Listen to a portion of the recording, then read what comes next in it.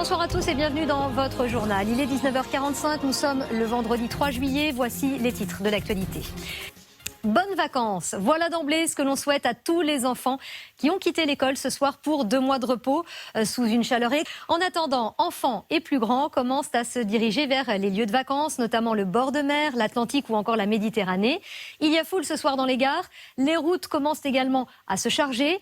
Des départs sous une chaleur suffocante. L'alerte canicule est toujours de mise dans 51 départements. Marc Pironnet et Gaël Courcel.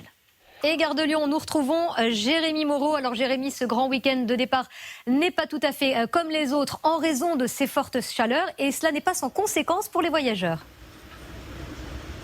Merci beaucoup Jérémy Moreau, en direct de la Gare de Lyon.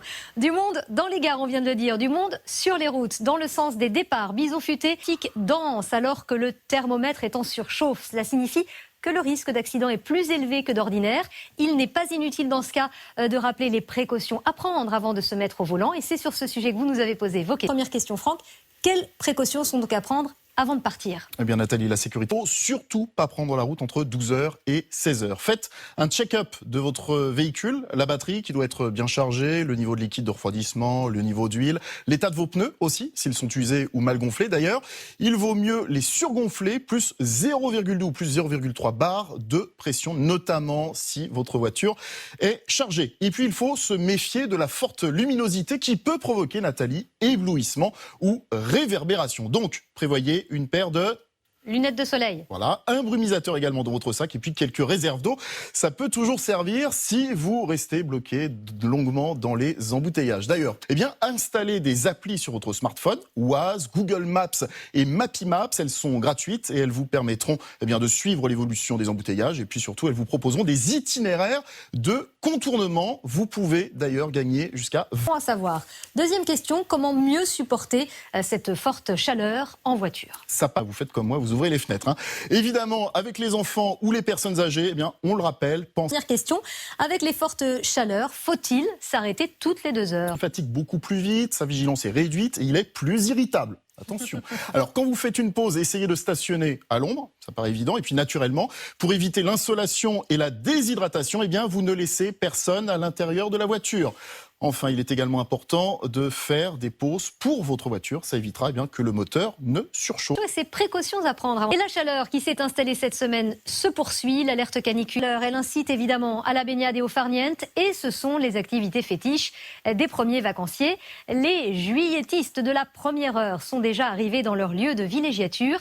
Des chanceux qui donnent envie à tous ceux qui travaillent encore. Christophe Fett, Nils Brunelli, Gaël Giordana.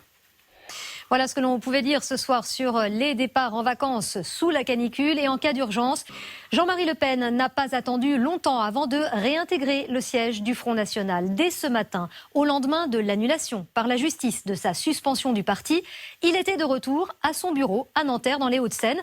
Ce que Marine n'a pas apprécié, le bras de fer père-fille continue. Jean-Claude Frédier et Asdine Ahmed Chaouch. Et regardez notre question du jour. Jean-Marie Le Pen a-t-il encore sa place au FN? C'est un enfant né de mère porteuse à l'étranger pourra être inscrit à l'état civil français. Ainsi en a décidé la Cour de cassation qui se penchait sur le cas de 2 enfants nés de GPA en Russie. Et la plus haute juridiction française se met ainsi en conformité avec le droit européen. Une décision majeure pour des centaines de familles en attente. Katia Kerbous et Julien Desvages. La Grèce vit au rythme du référendum qui aura lieu dimanche. La population dira si elle accepte ou non le plan d'accord soumis par la Commission européenne, la BCE et le FMI. Le premier direction Versailles à présent. Hier soir, le château s'est embrasé lors d'un spectacle pyrotechnique d'exception dédié à Louis XIV pour commémorer le tricentenaire de son décès. Une magie signée par les artificiers du groupe F, l'un des plus réputés au monde, Constance Prieur et Arthur Dehaye. C'était le journal de la rédaction. Merci de votre fidélité. Dans un instant, scène de ménage, puis NCIS enquête spéciale. Et j'aurai le plaisir de vous retrouver demain dès 12h45. Très bonne soirée à tous sur M6. Vos questions et vos réactions sur notre site et notre application M6 Info. Les activités fétiches des premiers vacanciers. Les juilletistes de la première heure sont déjà arrivés dans leur lieu de villégiature. Des chanceux qui donnent envie à tous ceux qui travaillent encore. Christophe Fett, Nils Brunelli, Gaël Giordana. Voilà ce que l'on pouvait dire ce soir sur les départs en vacances sous la canicule et en cas d'urgence. Jean-Marie Le Pen n'a pas attendu longtemps avant de réintégrer le siège du Front National. Dès ce matin, au lendemain de l'annulation par la justice de sa suspension du parti, il était de retour à son bureau à Nanterre dans les Hauts-de-Seine. Ce que Marine n'a pas apprécié, le bras de fer père-fille continue. Jean-Claude Frédier et Asdine Ahmed Chaouch. Et regardez notre question du jour. Jean-Marie Le Pen a-t-il encore sa question? Comment mieux supporter cette forte chaleur en voiture? Ça, vous faites comme moi, vous ouvrez les fenêtres. Évidemment, avec les enfants ou les personnes âgées, eh bien, on le rappelle, Première question, avec les fortes chaleurs, faut-il s'arrêter toutes les 2 heures? Il fatigue beaucoup plus vite, sa vigilance est réduite et il est plus irritable. Attention. Alors, quand vous faites une pause, essayez de stationner à l'ombre, ça paraît évident. Et puis, naturellement, pour éviter l'insolation et la déshydratation, eh bien, vous ne laissez personne à l'intérieur de la voiture.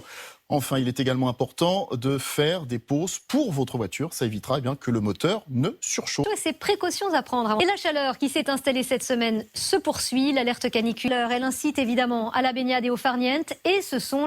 Bonsoir à tous et bienvenue dans votre journal. Il est 19h45, nous sommes le vendredi 3 juillet. Voici les titres de l'actualité. Bonnes vacances. Voilà d'emblée ce que l'on souhaite à tous les enfants qui ont quitté l'école ce soir pour 2 mois de repos sous une chaleur. En attendant, enfants et plus grands commencent à se diriger vers les lieux de vacances, notamment le bord de mer, l'Atlantique ou encore la Méditerranée. Il y a foule ce soir dans les gares. Les routes commencent également à se charger. Des départs sous une chaleur suffocante. L'alerte canicule est toujours de mise dans 51 départements. Marc Pironnet et Gaël Courcel. Et Gare de Lyon, nous retrouvons Jérémy Moreau. Alors Jérémy, ce grand week-end de départ n'est pas tout à fait comme les autres en raison de ces fortes chaleurs et cela n'est pas sans conséquence pour les voyageurs. Merci beaucoup Jérémy Moreau, en direct de la Gare de Lyon. Du monde dans les gares, on vient de le dire, du monde sur les routes, dans le sens des départs. Bison futé, tic dense alors que le thermomètre est en surchauffe. Cela signifie que le risque d'accident est plus élevé que d'ordinaire. Il n'est pas inutile dans ce cas de rappeler les précautions à prendre avant de se mettre au volant. Et c'est sur ce sujet que vous nous avez posé vos questions. Première question, Franck.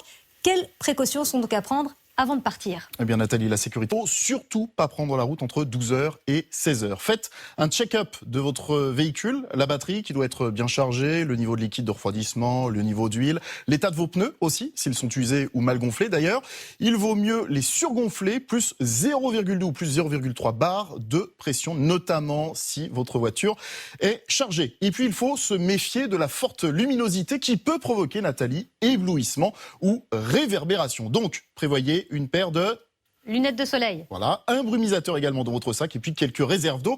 Ça peut toujours servir si vous restez bloqué longuement dans les embouteillages. D'ailleurs, eh bien, installez des applis sur votre smartphone, Waze, Google Maps et Mapimaps. Elles sont gratuites et elles vous permettront eh bien, de suivre l'évolution des embouteillages et puis surtout, elles vous proposeront des itinéraires de contournement. Vous pouvez d'ailleurs gagner jusqu'à... Bon à savoir. Deuxième